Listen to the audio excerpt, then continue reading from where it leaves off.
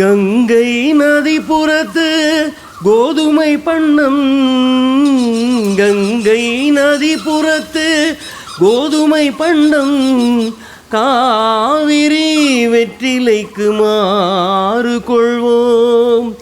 சிங்கமராட்டியர்தம் கவிதை கொண்டு சேரத்து தந்தங்கள் பரிசளிப்போம். சிங்கமராட்டியர்தம் கவிதை கொண்டு சேரத்து தந்தங்கள் பரிசளிப்போம்.